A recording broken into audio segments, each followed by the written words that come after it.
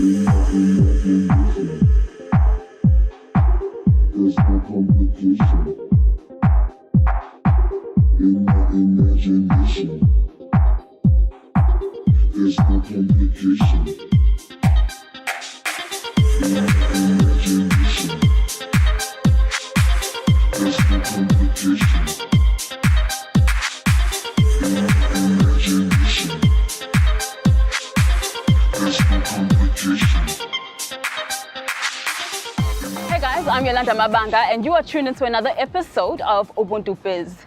Today, I get to interview Nhlanhla Mazibuko, who is the creator of the Mazibuko M1B, which happens to be Africa's very first electric bakkie.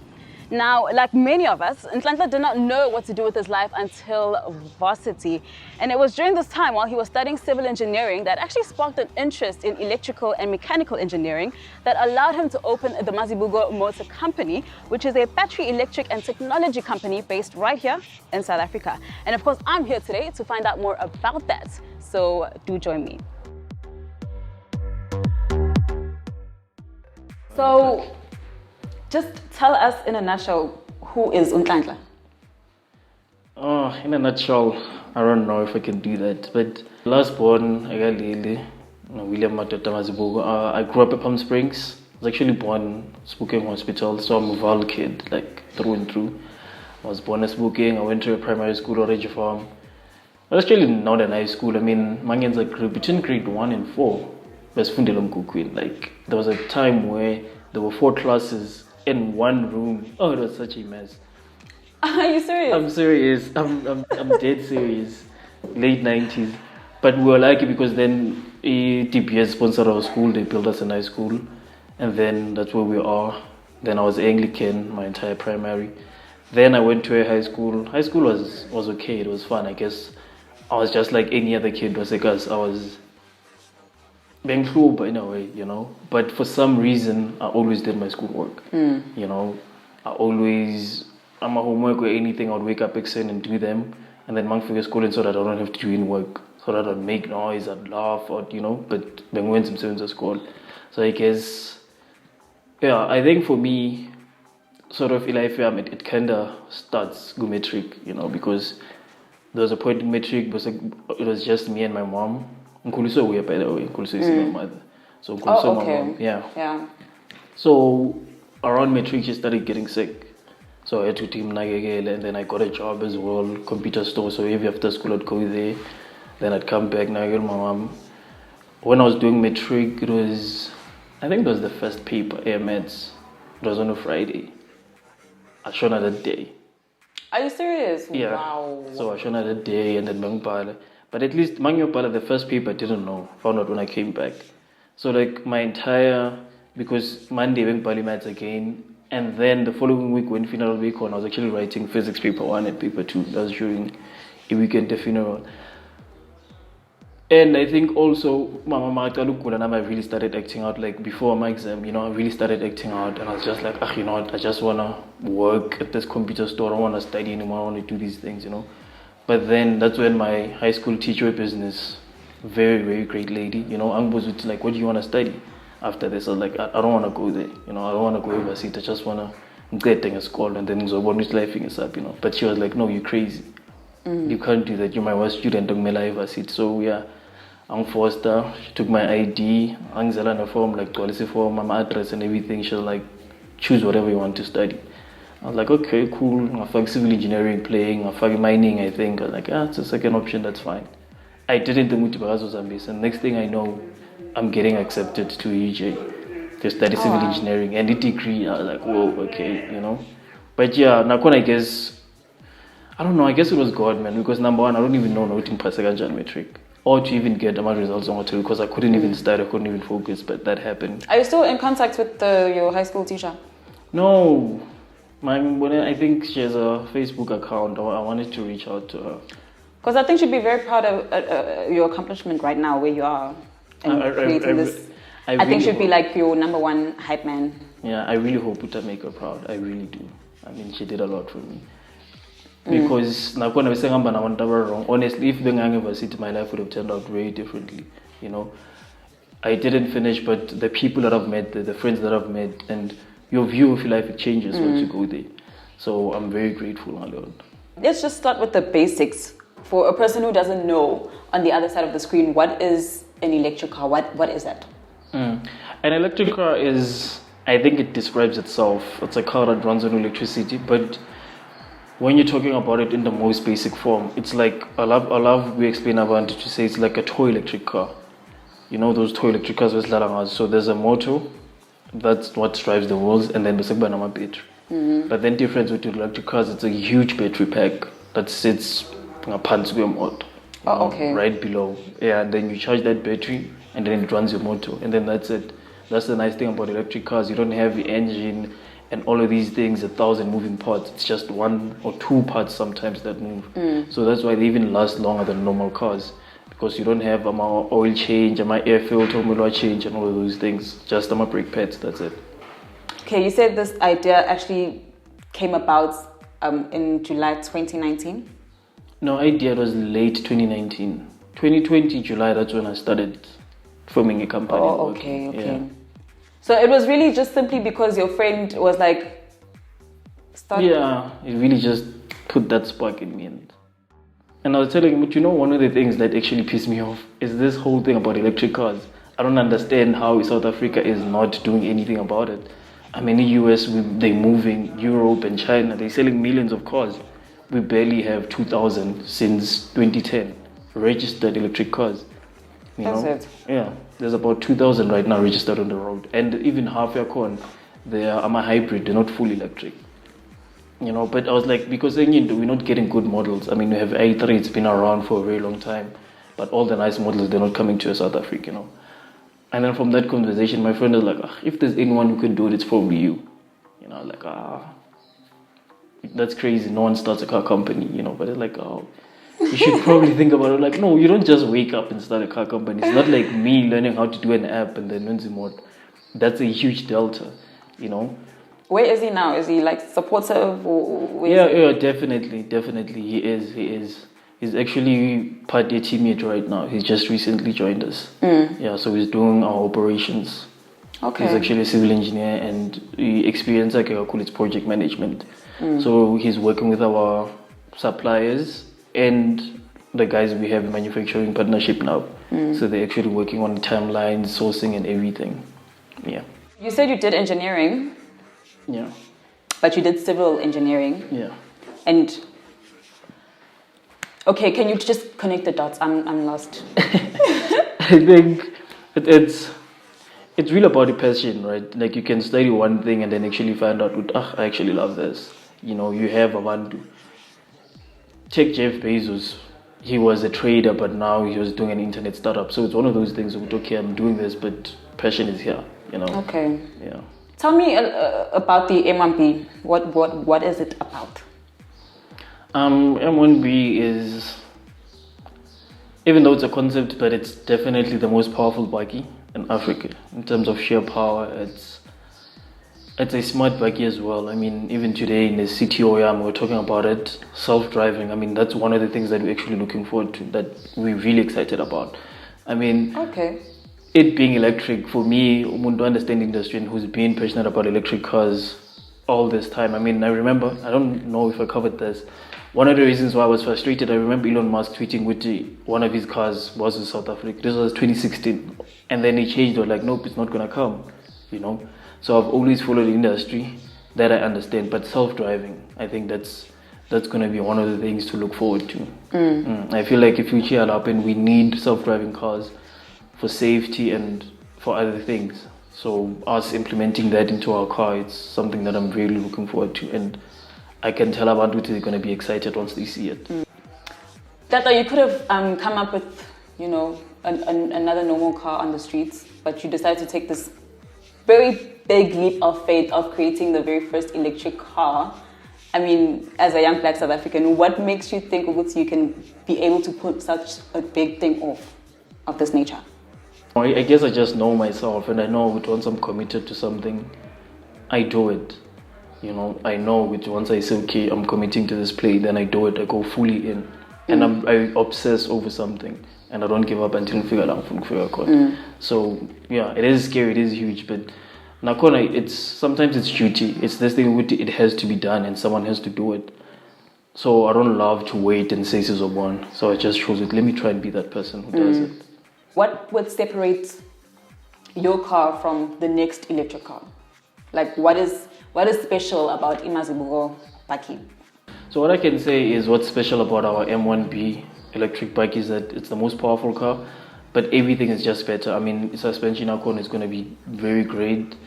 It's going to be one of the safest as well, because the thing that people don't know about bike and SUVs is that they think they're safe because they're actually high riding cars, but they're not. You know, the center of gravity alcon is actually high, so they have this thing where they roll most of the time. Okay. But now with our electric car, you actually have battery, and they're very heavy. So you have this huge battery pack that sits at the bottom. So that plugs the car down to the road, so it doesn't roll as much as others. So it's one of the safest as well. But when you include build your corner also with its self-driving capabilities, where motor can alert you from our radars that you're using and cameras. So it can alert you if you don't see someone, if there's another car coming, blind spots and all of those things. So we also build it with even one of the safest cars in the market. So how much does like one bakkie go for? People feel like, in terms of pricing, people feel like I'm hiding nervous it. to ask. In terms of pricing, people feel like I'm hiding it and I don't want to say it, but honestly, we don't fully know. You know, we really don't know. We're just working sourcing konamanje of various parts. But the main thing, the main price is battery. And battery prices keep getting lower, and namanje we're negotiating good deals, because when you don't have good buying power, when you're buying minimums, then your price is high. So we're trying to get as much as we can to lower that price. Because battery right now, it's the third of the price, like 30% of the entire car goes to the battery. So we'll know soon, we'll definitely know soon, maybe end of this year. So there's like no estimates, nothing? No, internally we do have, but I don't want to say. We do have a range, I won't lie, we do have a range, and it's. And you are very confident in what you're doing. So even with me, like I don't know anything about an electric car, but I would probably buy one from you just because of the mere way you possess or portray this idea and carry it like it's your own. So where to from here? What's the plan? I think number one, you have to. I mean, a lot of people, especially something of this magnitude, people will tell you can't do it, it can't be done. So you have to have that self-belief with not, I'm the right person to do it. You know, people actually change the world. They have to think, is this Steve Jobs? They have to believe it, they're crazy enough to do it. To themselves. So I guess now I kind of have that crazy part of me, but I'm the right person to do it. Yeah. Let's talk about funding. This idea of yours, I'm sure it would require a lot of money, or it does. It does. And you know, the hard thing about this industry is that I find here you need billions of rands before you can even sell one car or one product, where sometimes you can start something and then sell and then build from up. So this one is very different. You need billions and billions of rands before you can sell one thing. And South Africa, for a fact, no one has done this before, like a complete startup. It's very different for a government to fund it, but also private investors. But I think also government, I can't understand. I mean, there was a company that came before. It was, I think, Optimum something. They did a car. It was called a Jewel, very nice car. Early 2000, I think 2012, it failed because government had already funded them 250 million. And then these guys were like, okay, so it's ready to go into production. We need more money. Then government is like, we don't have any more money. So I feel like even those government institutions, from that fail and from those wounds, it's very hard for them to be open up to this idea as well. So funding, and it's very difficult, but I think there is money out there, and now we just have to play our part to build this thing and to build the trust of our funders and say, hey, listen, this is gonna work. You know, so now as an entrepreneur, as a CEO, I have to do a very good job of that, of selling it and sharing my vision with this is why we're doing this and this is why we believe in it. Tell me about your day-to-day runnings. Like, what do you do when you wake up? What happens? I think I work, how long? 16 hours probably a day. Yeah, so when I wake up, it's usually check out my emails, But then after that, it's just managing everyone. I mean, you talk to suppliers, you talk to your team, what are they doing, how far they are.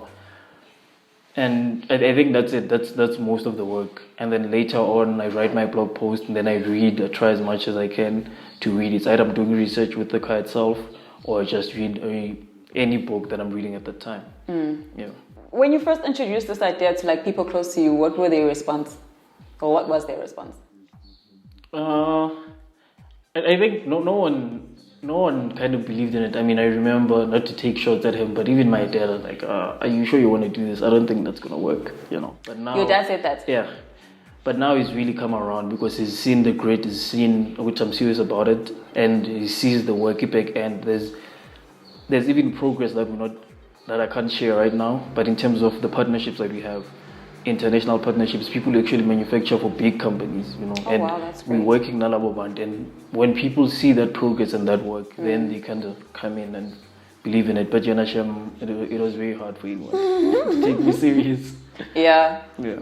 So we can safely call you like the South African Elon Musk. No, please don't. Why not? No, please. I think it is nice, and maybe it is a compliment, but I don't wanna. Elon Musk is a great man. I mean, I read him like in 2014, and I still reference him in my own head. I mean, when things are tough, I always think about what he had to go through. So he's one of those guys that I look up to, but I don't want to be Elon Musk or you know. I just want to be known as Nhlanhla. I don't want to live under someone else's shadow. I want to build my own thing and my own brand and my own history. Yeah. You know, our story is not the same. Namaspume South Africa, see too, our upbringing was not the same. You know, we're very different people. Yeah. Have you always had a fascination for cars? Yes. Tell me more about that. I don't know my experience, but I've always loved cars. I've always watched car shows, car magazines. I've always loved cars. But I think, to me, I love things to make sense. You know, it makes sense to love EV12 because that's a sport car. But small cars like Amapika and Nan to me didn't make sense because that engine is just there to move you. You know, you don't love the engine or the sound of it. So I was like, why aren't those cars electric? You know, so you have this thing where you love cars, but you want them to make sense because also you're thinking about the climate, you're thinking about people's health and the environment. So I love the world to make sense as well. So it must be frustrating for you to see all these cars on the road and none of them are like... Yeah, no, it is. It's very frustrating. I mean, one of the things when I was thinking of a strategy of a company, what we did was designing motor, but we're also designing a chassis. Yeah, and it's a platform actually. So it's about motor, batteries, everything. It's half of the car. So we actually want to license that out to other startups, especially across Africa. The hope is that we can have not only Mazibuko Motor Company, but Mazibuko Company, or you know, in other small startups. And then now they can come because Tina then, so it's just the foundation to say, listen, we already established this thing, we already have technology that works. You guys can use it, design your own toppy mod, whether a hatchback or anything, so that we can actually fast track the move from internal combustion engines to electric cars. You could have created any form of car, like a sports car, but you chose a bakkie for some... Yeah, initially, that was the idea. I was like, okay, how did Tesla go about it? It made sense. You're starting a sports car because there's high margins. So when it's millennium lab, so you can make a lot of money because of high margins, and then you can have other models lab hunts, and then you can go down from there. But I was like, you know what? Do I just want to build an electric car company, or do I actually want something that's gonna have function today?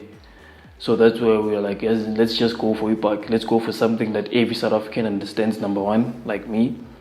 And a car that can be functional and that can actually fast track moving to electric, because then normal sports cars, a couple of people are going to buy them, then we wait another 3 to 5 years to develop the next model, and then another, so it's going to be 10 years until we hit mass production. So I was like, let's go for something that can, right off the bat, mass produced car that every South African can understand and use. Where is the car going to be made? So right now, what we're doing is that we're looking at various options. So if we get funding, we're going to build our facility somewhere in South Africa. I think it will depend on, the location will depend on a number of factors. Our suppliers, are they closer to our supplier? The amount of incentives that we can get based on where the province or the city that we go. So we'll look at all of those things, then we can build the facility. But if if funding we don't get it, then we might use someone from outside, because most of our facility that we've found, that they've said, listen, we can put your car in one of our assembly lines, you know. You can just, it can come in there and then we can put it together and then ship it in. That's something that if without funding, enough funding, that's what we're going to do. Mara, the whole goal is that we want it to be produced here. I mean, electric cars right now, they have tariffs about 25%, and then there's another 18% their luxury or something that comes from SALCs. So all in, our tariffs on electric cars is about 43%. So if we import it, then it's going to be expensive, like really expensive. You might find a bakkie it's 2 million now, which defeats the purpose. So if we do it locally, then it's going to be very cheap. So that's the aim. We want to do it locally, but it will depend on how much we can get. I mean, imagine that day actually happening. Do you know how you'd feel? Like now you're actually seeing your products come to life. Seeing a Mazibuko drive right past you. I mean, how would you feel? I think one of the things that I always dream about, and I tell it to me, the day the first one rolls off production, I'll probably cry.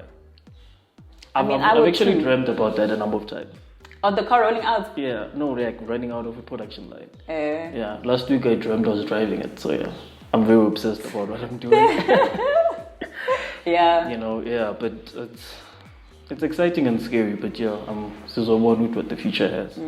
Tata, can you just explain to me your internship program? With that, the idea was to try and help students, you know, to try and give them a platform and a chance to say, listen, this is an opportunity that don't usually come, you know, where you can be part of building a car. So we wanted to get a couple of young, very curious and very motivated students to say you can be part of our team. So what we did is that we went back to UJ and we talked to it, you know, like this is what we're doing. And then we started getting our students who are going to join our internship program. And we're looking to work in the UJ as well, number one with our course, so that the final year students can do research based on what we're doing as a company. That's so some of our research and some of our research and development is going to be part of a course. Well, that's what we're trying to do, to have it as part of a course. Maybe our final year students who are doing mechanical and electrical. So yeah, I'm just really trying to bring our students also closer to this, so that now we have an opportunity. I mean, even if they don't work for us, but they have one of the best experiences ever to say I was part of building an electric car. What message would you say to a little boy who's watching this video right now and is inspired by what you're doing, and you just want to give them like one important message? What would you tell them? Stay curious, number one. Stay curious, you know. The world that you know is not the end of it. Like, it's bigger than what we think it is. And just learn to love to read. I mean, from a very young age, but also I think that for my mom, because she'd always feed my curiosity, you know. Numbing and my toys, anything, she'd always give me books. I mean, I remember when I was a primary, I was reading geography, and we standard 8. I still know some things, but I didn't even do geography. So just learn to love to read. And that's it. And just trust the process. Another thing is that we expect everybody to know who they are and what they want at a very young age. You don't have to, you know. Master high school, you don't have to know what to say in my university. But look forward to that. Just keep on studying, just trust the process. And also another thing I feel for us, it's not something that I love to talk about, but as black people, you know, I don't love get up, is that we want to cut corners. As Into.biz on delayed gratification. We want something so sensible now. You know what I mean? But if you just dream and build something great and you build a big business, money will definitely come. You know, if you go for a success, if you go for something great and something that people actually want and need, then everything else that comes with that will come after. So just delayed gratification. So take your time to see my results. There's this quote that I love. They say, be selfish with the work and patient with the results, or something. You know, yeah, be greedy or impatient with the work itself, but be patient with the results. So I think if you can learn that, and then just learn to love to read and be curious about the world. I think that's it.